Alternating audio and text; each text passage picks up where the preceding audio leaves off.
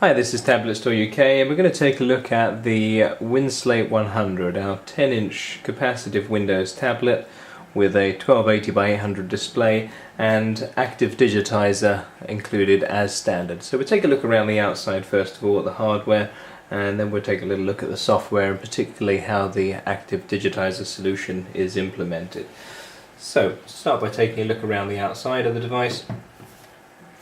On the top edge of the tablet there is a small recessed reset button, the power button, which I'll press so we can turn the tablet on, and also a slider to deactivate the Active Digitizer. So if the Active Digitizer isn't going to be used and it's preferred to have it deactivated, that can be manually deactivated with a slide of that switch and the hardware is disabled, or it can be left on, which is probably how most people will use that. On the left edge of the tablet sort of opens up and is a little wider to accommodate the ports. So you've got, going from left to right, DC power in, HDMI out, two full-size USB ports, a wheel which offers a hardware up, down, and a press offers an enter function, so essentially like a keyboard. Two slots there, the lower one for micro SD, the upper one for SIM card.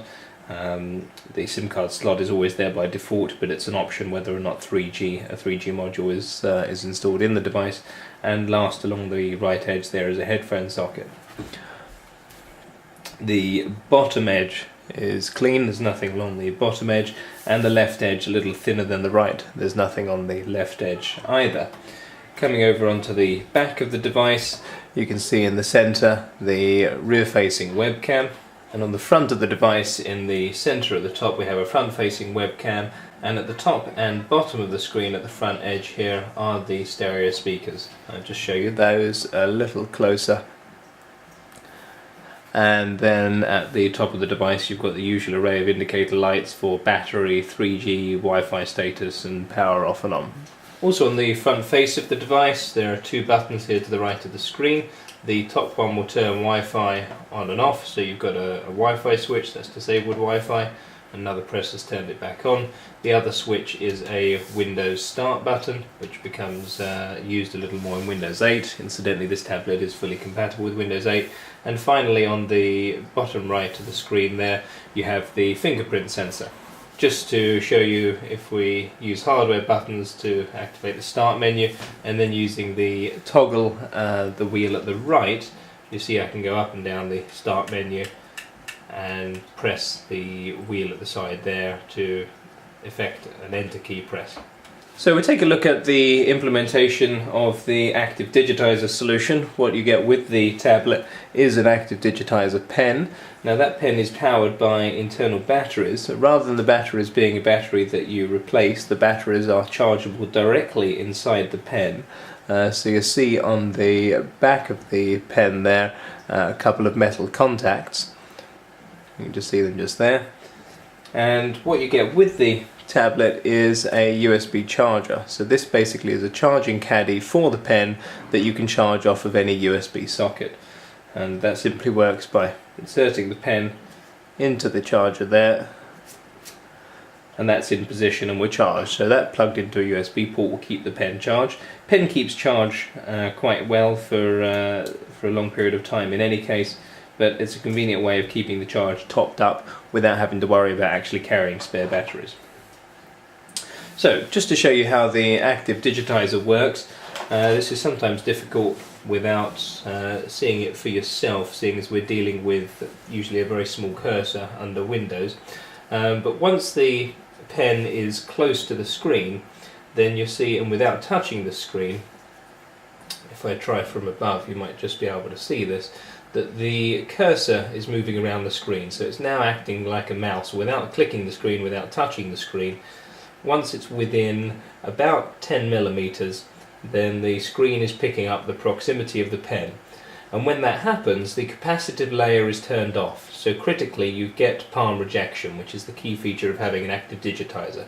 So without the pen, you can use your finger in the normal way. So if I draw a window on the desktop, which you will be able to see, as soon as the pen comes into contact, then it breaks away from the finger contact. The capacitive layer is effectively disabled, and what I can't do is interfere with the position of the mouse cursor held by the pen. Ordinarily, the problem that you have with touch is that while you're writing with one hand, potentially with a stylus on a resistive screen, is that if your palm or any other part of you touches down on the screen in another area, then it confuses the screen. Whereas with an Active Digitizer solution, you're able to write comfortably without your finger being able to interfere what you're writing. So long as the pen doesn't leave the screen by more than a centimetre, then holding the finger on the screen and trying to interfere won't have any effect so long as the pen is in contact with the screen.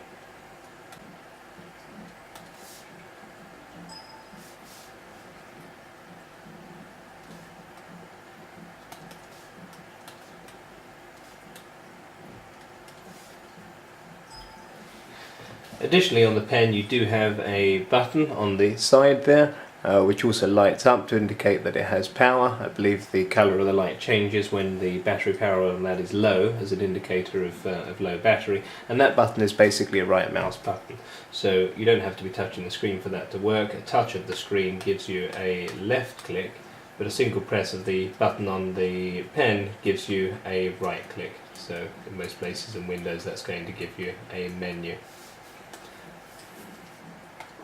To do that with touch, incidentally, you can either use a long press in Windows 7 and Windows 8 to get a menu, or if you have multi-touch you can press a second touch point, and that gives you a quicker access to a right mouse button than in fact a long press.